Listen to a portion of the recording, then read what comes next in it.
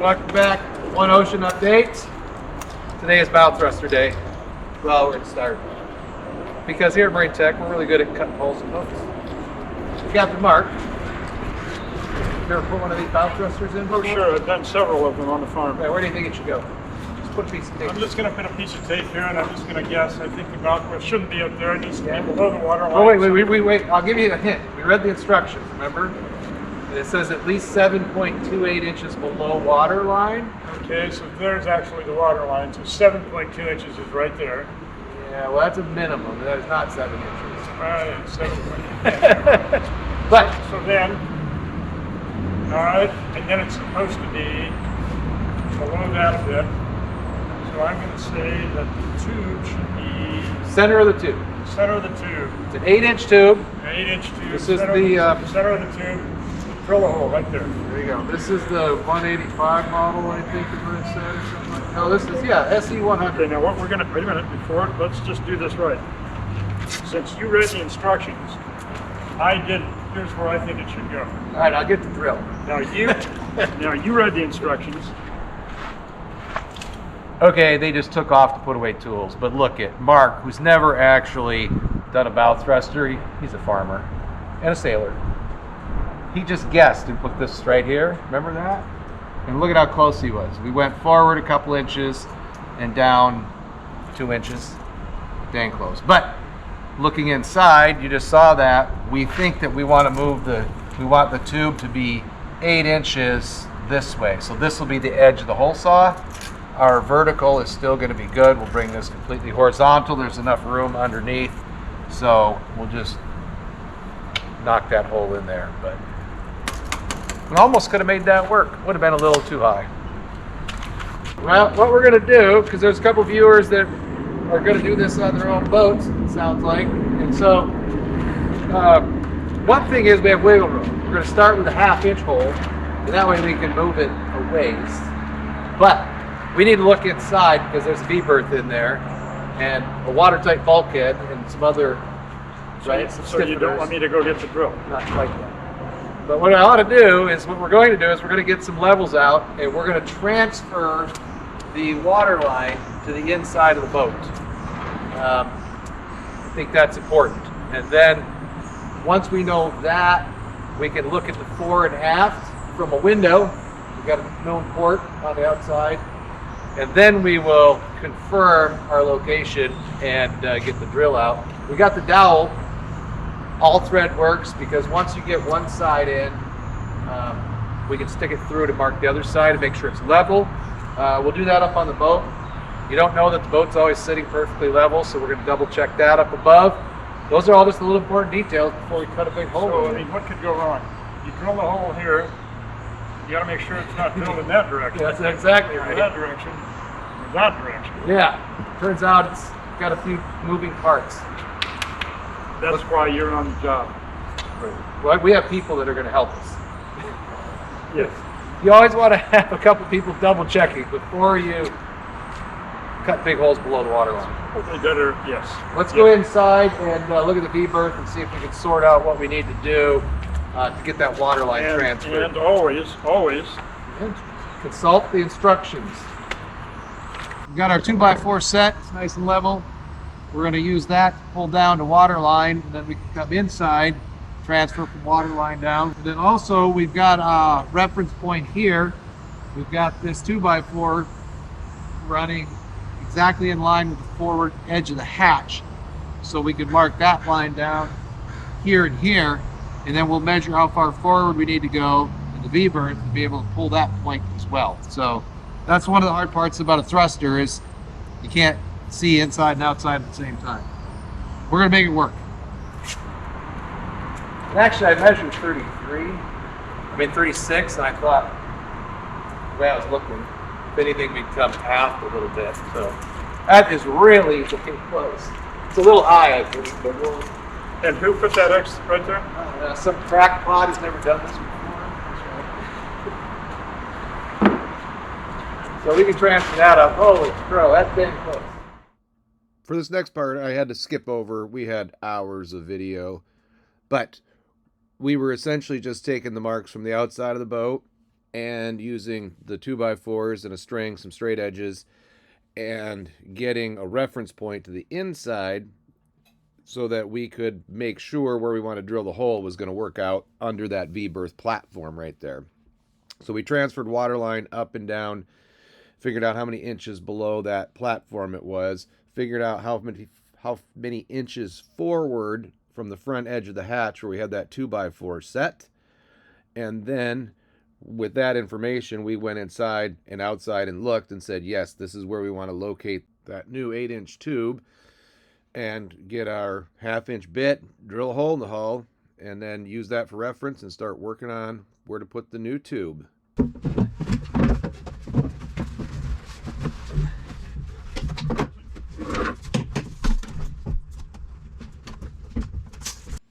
I call this boat yoga down in underneath that V-berth platform.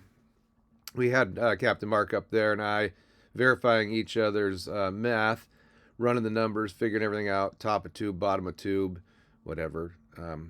It's tight in there, but we want to make sure that when we're done, we could actually glass this thing all the way around. And the only way to do that is to get in and triple check. So, I think our math is solid in our measurements. We went from a level source up on the deck down to the water line, to the real water line where the boat sits in the scum. We transferred that mark to this platform. And then from this platform down here, what we haven't checked is this level this way? Because if this is at an angle, you know what I'm saying? It says 0, that's pretty good. This shows, yeah, touching the line, so it's basically level. I checked on the outside, but I didn't check this flat. The outside, they got this when they jacked it up, in the stands, they had it. They got a level 4 and aft. Auto level or pretty level? No, it's level. It is level. And this shows very close to level. I mean, when you're building the boat, it's close enough to reference. So that gets us our up and down on our tube. And where we're at here, we're not into the stringers, which is good. We need one more measurement, and that's from top of tube to this deck. Ideally, we put the motor straight up and down so the weight is easier to deal with, but it doesn't really matter because we got to support it no matter what. But we could also lay the motor going forward or aft. So top of tube. And I'm thinking we want the weight aft if possible, other than it's in the way for storage. But it also, the battery cables then are 12 inches closer to wherever we put batteries. We're putting the battery in this little compartment right here. It fits. I think I'd like to. I'd like or, I don't know how the boat balances port and starboard. We could put them in the bottom of that closet too. It'd be nice to get it center line right here. Center line, low, spot. What could you store in there? Your shoes? That's it.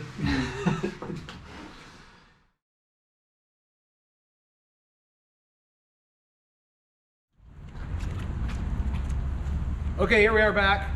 Day 2. BowThruster. We're getting this 8-inch tube installed, right, boss? That's it. Okay. That's the one. So we always stopped. You saw we located top and bottom of tube. We dropped our string down for a reference in the hatch so we could measure forward, which is 35.5, which is just right here. You know, so I mean, you were off by at least 2 inches yesterday when you guessed. We should have just drilled it because we do have a, you know, we can move it around. Right. Nope.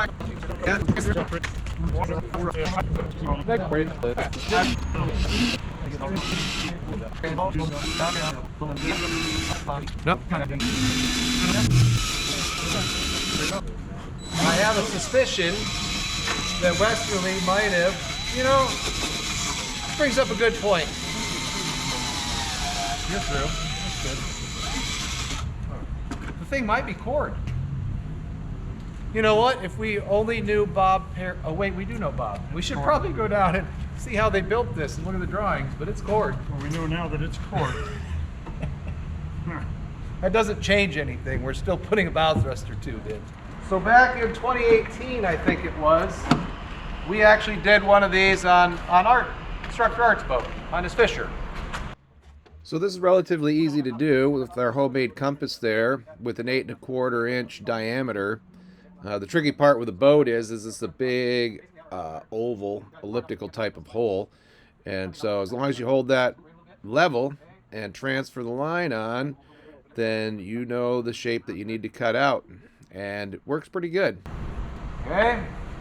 And how many of these holes do we make? Dos. But you can see when we go to cutting that, right? It's a big oblong because of the angle. And a couple of our viewers have asked about students, which are here watching, a few of them, and helping. But we got boat owner Mark and myself. We don't teach composites until the spring. And come June, are we going to still be here? No. No, we're going to be way north, looking for the ice in the Northwest Passage. So for this project, we're just using staff and some manufacturing department chairs and things. Students are working on chain plates, rigging, electrical, engine, all that fun stuff. But for this project, we're just knocking it out. The students will be involved once this is glassed in actually mounting the motor and all the electrical and the battery, the charger. We're going to do a DC to DC charger and all those components for the BowThruster. But we're trying to get this in. Obviously, it's approaching the end of October before it gets cold and rainy. So do we cut this out and trace that on the thing, or just use the pilot hole? Just use a pilot hole. Now we'll what I actually will do is we'll spray paint this or something, or tape on some paper and cut it, and then we can jigsaw it. Or we might go downtown here. There's another option. You know how they do it? It's actually a drill bit that big and a drill about that this big. long. They actually could just drill it through. But for boat owners and most of you that are watching that don't have an 8¼ inch hole saw that's 2 feet long, this is how you do it. You got to have your compass. You got to get it on an angle. And the thing is, we have to grind this back. We're going to have to taper sand. We are going to have to go back and dig out core and fill in the core so we have watertight integrity. And so we don't have to be exact. We need a gap that we can fill in there and fill it before we wrap all of our new cloth in there. So we also need to make sure that the hole on the other side is in the same place. what? Pish posh. That's next year. That's Next year's quarter. Yeah. Let's go inside and see where our hole came out. Well, where's it at? Well, it's right here. It looks good top to bottom. Right here, where? Oh yeah, it's a half a little ways from where we thought it'd be. Yeah, it is. Okay, so down in the hole here, where we measured was where these lines. We were guessing it was in here, but that isn't too bad. We also did we did top and bottom of tube, which look pretty reasonable, right? We were just trying to get the eyeballs. We may end up moving it. The reason we located it up in here was because we have these stringers. And these are just going to be foam cord stringers that are glassed over. And we can shorten this up and grind this flat because even though the tube will miss, we want a nice flat surface to sand back and to lay all of our new material in around the tube.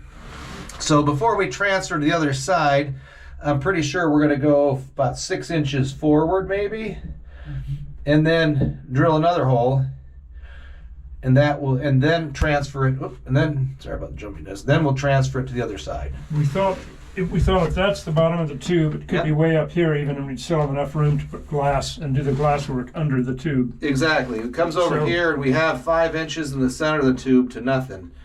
And so we can move forward here. Yeah, we can move forward and not. It's pretty flat on the bottom right here. We're not losing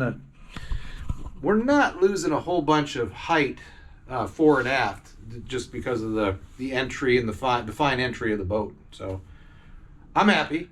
We didn't screw anything up. We're gonna keep cutting holes until we get that tube in this thing. Okay. All right, same day, we just drilled this hole, Mr. Mark did, inside. And yes, we're gonna move this forward, make this the back edge of the tube. But this is definitely a cord hull, as we talked about. We're gonna look at some drawings, we talked to Bob. But I wanna know what this core looks like and how thick it is. And so we know we're moving the tube this way, so I got my handy dandy hole saw, and I'm thinking that we should bust through this skin and see what's inside.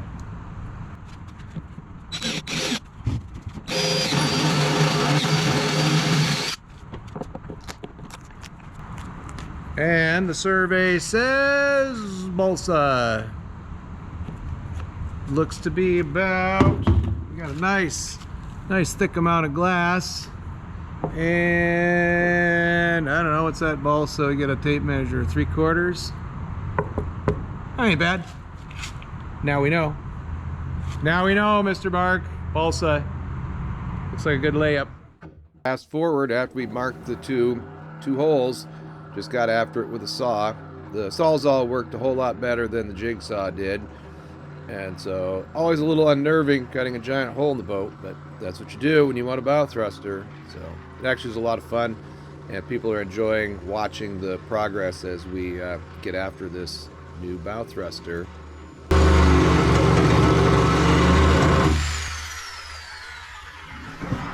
Just like that, Captain Mark just took off. He must be getting shy of the camera.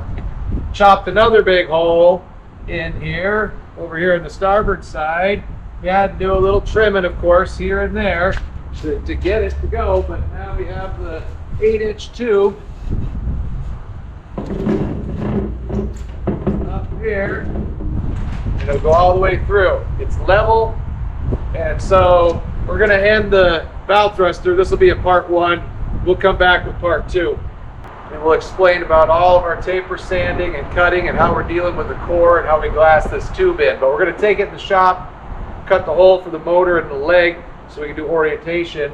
And but that's, look at all the hours we've put into this so far just to get measurements, get our water line and all of that fun stuff, and to make sure we got our 7 inches below for the tube and all of that. So thanks for watching. Stay tuned. Welcome to the Scallywags, located in the beautiful Pacific Northwest, where Skagit Valley College has been training technicians since 1968.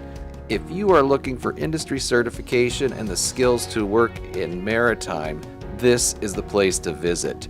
Our staff will share so much knowledge and experience, you will not be disappointed. The workforce demand is very high, and all of our graduates are working around the world. If this sounds interesting to you, schedule a tour and come check us out.